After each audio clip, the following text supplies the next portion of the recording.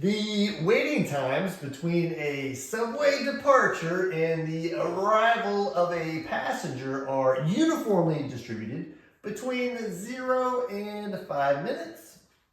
Find the probability that a randomly selected passenger has a waiting time greater than 3.25 minutes.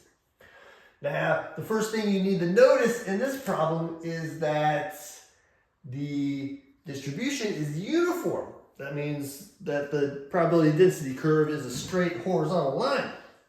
So if you look at the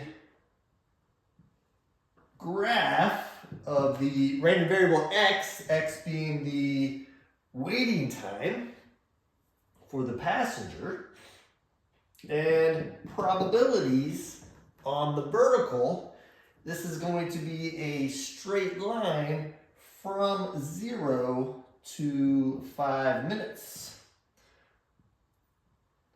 So the probability density curve looks like this. And what it does, it creates a rectangle. What we want is this uniform probability right here first.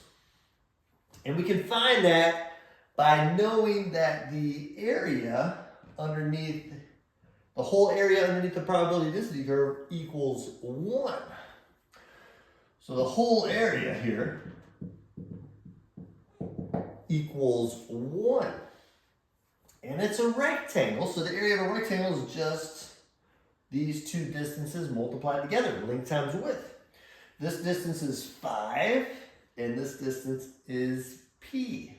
So the area of this rectangle is 5p. So 5p equals 1, and then dividing both sides by 5, I get that p value.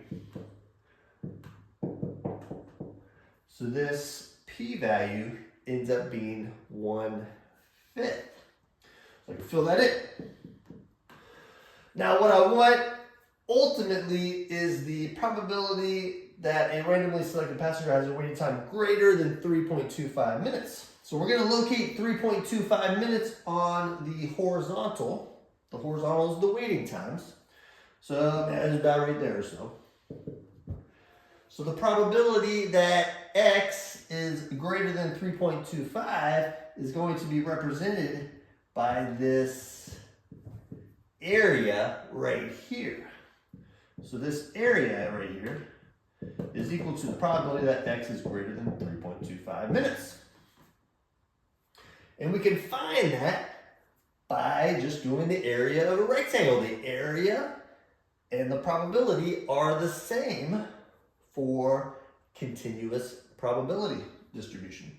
So we just need to find the two distances and multiply them together, and then that gives me my answer.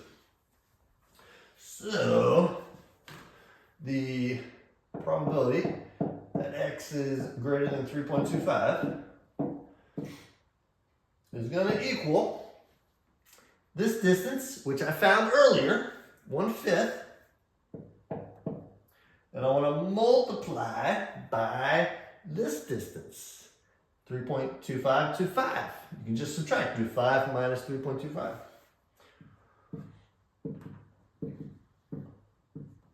5 minus 3.25 is 1.75.